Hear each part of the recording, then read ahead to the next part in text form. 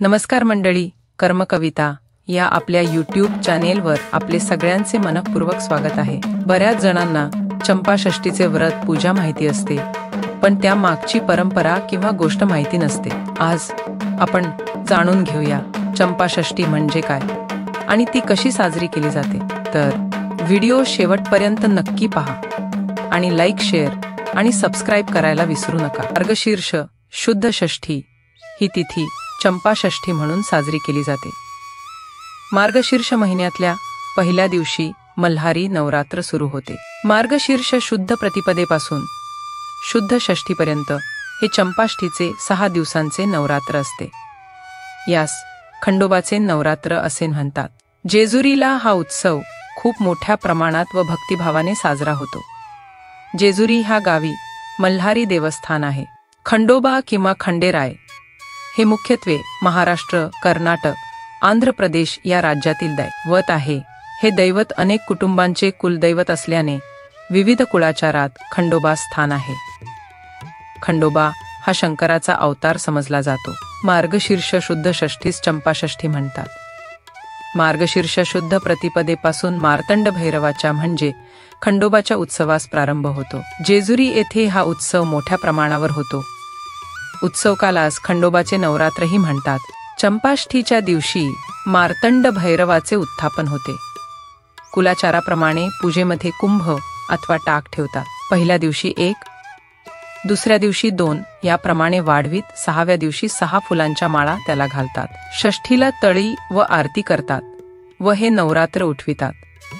महानैवेद्यात वांग्याचे भरीत, रोडगा आणि कांद्याची पात यांचा अंतर्भाव आवश्यक असतो। खंडोबावरून नारळ ओवाळून फोडतात व त्याचा प्रसाद आणि भंडारा सर्वांना देतात। तळी भरताना व आरतीच्या वेळी खंडोबाचा येळकोट असे म्हणतात। चातुर्मास्यात निषिद्ध मानलेले कांदे, वांगी ई पदार्थ या दिवसापासून खाणे विहित मानले जाते। या मागील कथा अशी आहे की या दिवशी शंकराने मार्तंड भैरवाचा अवतार घेऊन व 19 मणी व 19 मल्ल दैत्यांचा वध केला। 19 मल्हारी मार्तंड हा महादेवाचा एक अवतार होता। कृतयुगात ब्रह्मदेवाने मणी व मल्ल राक्षसांना वर दिले होते की तुमचा पराभव कोणी करू शकणार नाही। हे वर प्राप्त केल्यावर ते उन्मत्त होऊन लोकांना त्रास देऊ लागले। त्यांचा हा त्रास बघून एकूण ऋषी मुनींनी देवांकडे मदत मागितली। तेव्हा भगवान शंकरांनी मार्तंड भैरवाचे रूप घेऊन आपले 7 कोटी अर्थात येळकोट सैन्य घेऊन राक्षसांवर चालून गेले। मार्तंड भैरवांनी मणी राक्षसाची छाती फोडून त्याला जमीनदोस्त केले। तसेच मणी राक्षसाने शरण येऊन माझ्या मस्तकाला तुझ्या पायी स्थान दे व माझे अश्वारूढ रूपही तुझ्या शेजारी राहावे अशी इच्छा व्यक्त केली। भगवान शंकरांनी तथास्तु म्हटले। नंतर मार्तंड भैरवांनी मल्ल राक्षसाचा पराभव केला। तेव्हा त्याने शरण जाऊन तुमच्या नावाआधी माझे नाव जोडले जावे अशी मागणी केली। तथास्तु म्हणून मार्तंड भैरवाने तेही मान्य केले। तेव्हापासून त्यांना मल्हारी मार्तंड असे म्हटले जाते। या दिवशी प्रामुख्याने वडे घारग्यांचा किंवा आंबोळीचा नैवेद्य असतो। तसेच या दिवशी वांग्याचे भरीत आणि भाकरी यांचा नैवेद्य करून देवाला दाखवितात। तसेच या नैवेद्याचा काही भाग कुत्र्यांना त्यांची पूजा करून वाढतात। श्री खंडोबा हे महाराष्ट्राचे कुलदैवत आहे।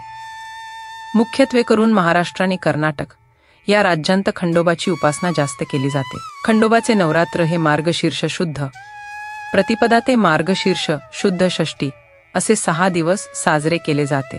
मार्गशीर्ष शुद्ध षष्ठी म्हणजेच चंपाषष्ठी या दिवशी खंडोबा एकऋषींच्या विनंतीला मान देऊन मणी मल्लाचा वध करून लिंगद्वय रूपाने प्रगट झाले। नवरात्राचे 5 दिवस उपवास करून 6व्या दिवशी तो सोडतात। 6 दिवस देवापुढे नंदादीप ठेवतात।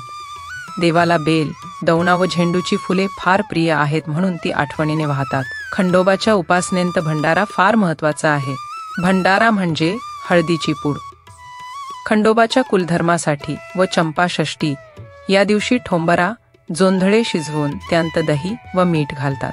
कणकेचा रोडगा, वांग्याचे भरीत, पातीचा कांदा व लसूण हे पदार्थ नैवेद्यांत असतात। देवाला नैवेद्य समर्पण करण्यापूर्वी तळी भरण्याचा विधी असतो। तळी भरणे म्हणजे एका ताम्हणात विड्याचे पान, पैसा, सुपारी, भंडारा व खोबरे हे पदार्थ ठेवून ते धन सदानंदाचा येळकोट किंवा येळकोट, येळकोट जय मल्हार असे मोठ्याने 3 वेळा म्हणून 3 वेळा उचलतात.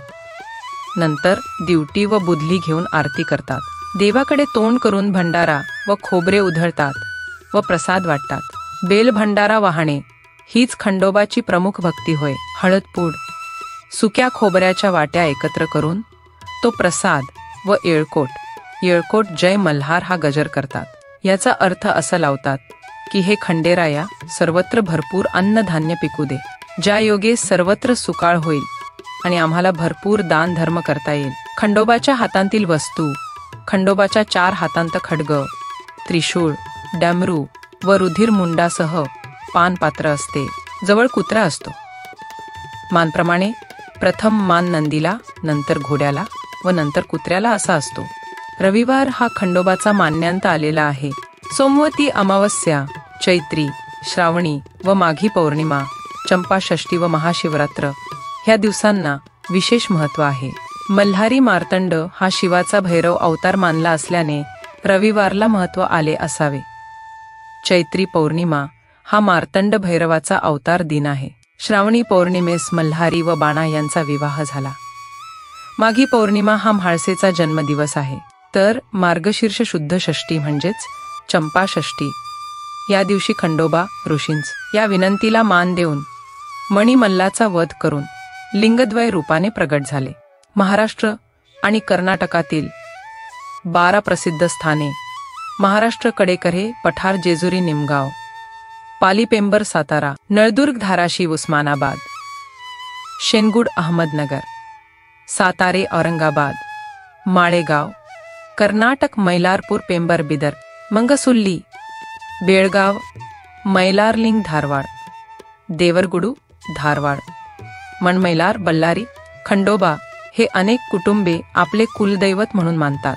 खंडोबाला मणिमल्लाचा वध केला म्हणून मल्लारी, मल्हारी, मैलार तसेच म्हाळसाचा देवीचा पती म्हणून आळसाकांत, मार्तंड भैरव किंवा स्कंद पर्वतावरील खंडा घेऊन दैत्याचा वध करणारा म्हणून खंडोबा म्हणतात. स्कंद पर्वतावरील श्रीशंकर आपल्या खड्गासह मल्लासुराचा वध करण्यास आला. त्यावेळी खड्गाला खंडा असे नाव पडले. हा श्रीशंकरांचा अवतार खंडामंडित झाला म्हणून खंडोबा